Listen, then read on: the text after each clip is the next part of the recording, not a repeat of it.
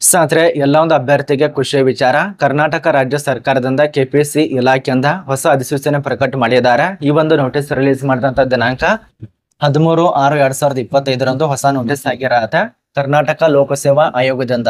ನೋಡಿ, ಇದಕ್ಕೆ ಸಂಬಂಧಪಟ್ಟಂತೆ ಅಭ್ಯರ್ಥಿಗಳು ಯಾರ್ಯಾರು ಅರ್ಜಿ ಸಲ್ಲಿಸೋರಿದ್ದಾರೆ ಅಥವಾ ಈಗಾಗಲೇ ಅರ್ಜಿ ಸಲ್ಲಿಸಿದಾರ ಅಂತ ಒಂದು ವಿದ್ಯಾರ್ಥಿಗಳು ವಿಡಿಯೋ ಕೊನೆತನಕ ನೋಡಿ ಸ್ನೇಹಿತರೆ, ಮಹಿಳಾ ಅಭ್ಯರ್ಥಿ ಆಗ್ಬೋದು, ಪುರುಷ ಅಭ್ಯರ್ಥಿ ಆಗ್ಬೋದು, ಯಾವುದೇ ಮಹಿಳಾ ಅಭ್ಯರ್ಥಿ ಯಾವುದೇ ಪುರುಷ ಅಭ್ಯರ್ಥಿಗಳು ಅರ್ಜಿ ಸಲ್ಲಿಸುತ್ತಂದ್ರೆ ಅಥವಾ ಮುಂದ್ಗಡೆ ಏನಾದ್ರು ಅರ್ಜಿ ಸಲ್ಲಿಸಬೇಕಂತ ಇತ್ತಂದ್ರೆ ವಿಡಿಯೋ ಕೊನೆತನಕ ನೋಡಿ.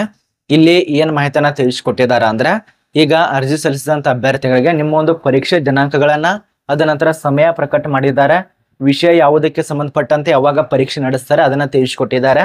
ಅದ್ರ ಬಳಿಕ ನಿಮ್ಮ ಒಂದು ಇಲಾಖೆ ಹೆಸರು, ಯಾವ ಒಂದು ಇಲಾಖೆಯಲ್ಲಿ ಅರ್ಜಿ ಸಲ್ಲಿಸಿದ್ರಲ್ಲ ಆ ಒಂದು ಇಲಾಖೆ ಹೆಸರು ಮತ್ತು ಪರೀಕ್ಷೆ ದಿನಾಂಕ, ಸಮಯ, ವಿಷಯ, ಪರೀಕ್ಷೆ ದಿನಾಂಕನ ಪ್ರಕಟ ಮಾಡಿದ್ದಾರೆ. ಅದ್ರ ಬಗ್ಗೆನ ತಿಳಿಸ್ಕೊಡ್ತಾ ಇರೋದು ಈ ಒಂದು ವಿಡಿಯೋದಲ್ಲಿ. ಯಾವೊಂದು ಪರೀಕ್ಷೆ, ಯಾವೊಂದು ದಿನಾಂಕ, ಯಾವೊಂದು ಸಮಯ, ಎಲ್ಲಿ, ಪ್ರತಿಯೊಂದು ಮಾಹಿತಿ ಇರತ್ತೆ ವಿಡಿಯೋ ಕೊನೆತನಕ ನೋಡಿ. ಮತ್ತೆ ಈ ಒಂದು ಚಾನಲ್ ಅನ್ನ ಯಾರು ಸಬ್ಸ್ಕ್ರೈಬ್ ಮಾಡಿಲ್ಲ ಈಗಲೇ ಸಬ್ಸ್ಕ್ರೈಬ್ ಮಾಡ್ಕೊಳ್ಳಿ. ಪ್ರಶಾಂತ್ ಅಕಾಡೆಮಿ ಚಾನಲ್ ಅನ್ನ ನಿಮ್ಮ ಒಂದು ಫ್ರೆಂಡ್ಸ್ ಗಳಿಗೆ ಶೇರ್ ಮಾಡಿ. ಯಾರ್ಯಾರು ಕೆಪಿಎಸ್ಸಿ ಇಲಾಖೆಯಲ್ಲಿ ಅರ್ಜಿ ಸಲ್ಲಿಸಿದಾರಲ್ಲ ಶೇರ್ ಮಾಡಿ, ನಿಮ್ಮಿಂದ ಕೆಲವು ಜನರಿಗೆ ಹೆಲ್ಪ್ ಆಗಲಿ. ಬನ್ನಿ ಸ್ನೇಹಿತರೆ, ಇದು 2024 ಅಥವಾ 2025 ಯಾವೊಂದು ವಿದ್ಯಾರ್ಥಿಗಳು ಅರ್ಜಿ ಸಲ್ಲಿಸಿದಾರಲ್ಲ ಅವರಿಗೆ ಒಟ್ಟಾಗಿರತ್ತೆ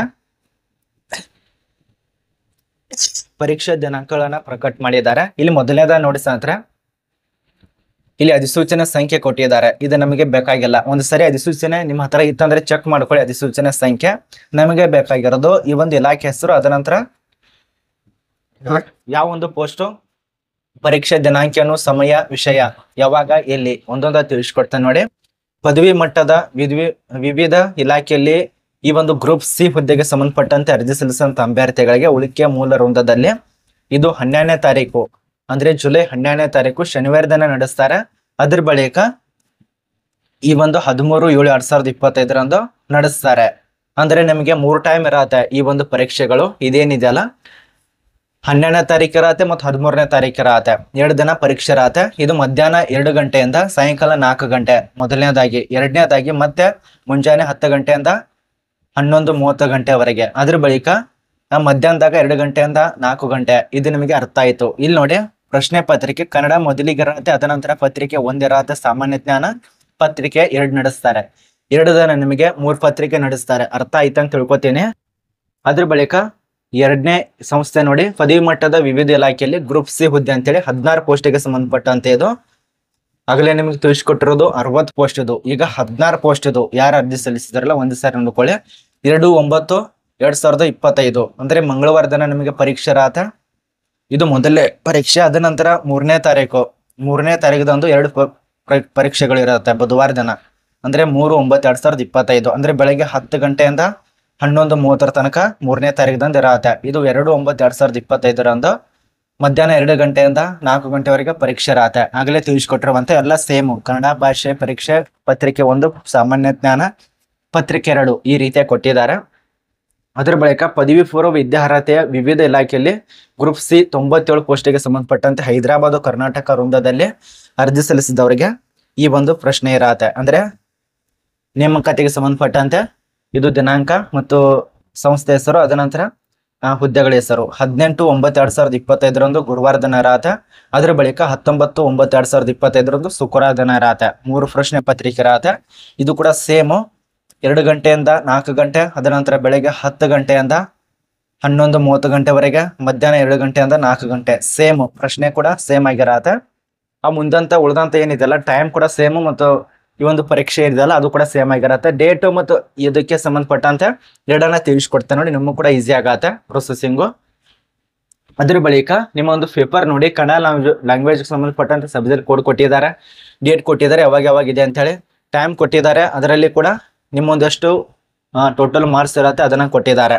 ಇಲ್ಲಿ ನೋಡಿ, ಮೊದಲನೇದಾಗಿ ಕನ್ನಡ ಲ್ಯಾಂಗ್ವೇಜ್ 150 ಅಂಕಕ್ಕೆ ಸಂಬಂಧಪಟ್ಟಂತೆ ಪ್ರಶ್ನೆ ಪತ್ರಿಕೆ ಇರತ್ತೆ. 2 ಗಂಟೆ ಟೈಮ್ ಕೊಟ್ಟಿದ್ದಾರೆ. ಈಗಲೇ ತಿಳಿಸ್ಕೊಟ್ಟೇನಲ್ಲ ಅದರದ್ದು ವಿವರಣೆ ಆಗಿರತ್ತೆ ಅದು. ಅದ ನಂತರ ಇದು 2ನೇದಾಗಿರುವಂತ ಜನರಲ್ ನಾಲೆಜ್ ಇರತ್ತಲ್ಲ, ಸಾಮಾನ್ಯ ಜ್ಞಾನ, 1 ಗಂಟೆ 30 ನಿಮಿಷ ತನಕ ನಿಮಗೆ ಟೈಮ್ ಕೊಟ್ಟಿರ್ತಾರೆ. ಅದು 100 ಅಂಕಕ್ಕೆ ಸಂಬಂಧಪಟ್ಟಂತೆ ಆಗಿರತ್ತೆ. ಅದ್ರ ಬಳಿಕ ಪೇಪರ್ 2 ಇರತ್ತಲ್ಲ, ಅದು ನಿಮ್ಗೆ ಗೊತ್ತಿರುವಂತ ವಿಷಯ. 2 ಗಂಟೆ ನಿಮಗೆ ಇರತ್ತೆ, 100 ಅಂಕಕ್ಕೆ ಸಂಬಂಧಪಟ್ಟಂತೆ. ಟೋಟಲ್ ಆಗಿ 2 ದಿನದಲ್ಲಿ ನೀವು 350 ಅಂಕಗಳ ಜೊತೆ ನೀವು ಹೋರಾಟ ಮಾಡ್ಬೇಕಾಗತ್ತೆ. ಇಷ್ಟು ದಿನ ಓದಿರ್ತಾರಲ್ಲ ಅಷ್ಟು ಒಂದು ಅಂಕದ ಜೊತೆಗೆ ನೀವು ಹೋರಾಟ ಮಾಡಬೇಕು. ಇದ್ರ ಬಗ್ಗೆ ನಮಗೆ ಕ್ಲಿಯರ್ ಕಟ್ ಮಾಹಿತಿ ಅರ್ಥ ಆಗಿದೆ ಅಂತ ಅನ್ಕೋತೀವಿ. ಈಗಾಗಲೇ ಯಾವೊಂದು ಸಂಸ್ಥೆ ಯಾವೊಂದು ಪೋಸ್ಟ್ ಅದು ಎಲ್ಲಿ ನಡೀತಾವೆ ಎಲ್ಲ ಒಂದು ಮಾಹಿತಿ ತಿಳಿದಿದೆ ಅಂತ ಅನ್ಕೋತೀವಿ. ಇದು ಮಾತ್ರ ತಿಳಿಸ್ಕೊಟ್ಟಿದ್ದಾರೆ. ಈಗ ಪ್ರಸ್ತುತವಾಗಿ ಕರ್ನಾಟಕ ಲೋಕಸೇವಾ ಆಯೋಗದಿಂದ ಈ ಒಂದು ಪೋಸ್ಟ್ಗಳ ಬಗ್ಗೆ ಯಾವಾಗ ನಡೆಸ್ತಾರೆ ಮತ್ತು ಯಾವೊಂದು ದಿನಾಂಕ, ಸಮಯ, ವಿಷಯ ಅಷ್ಟೇ ತಿಳಿಸ್ಕೊಟ್ಟಿದ್ದಾರೆ ಅವರು.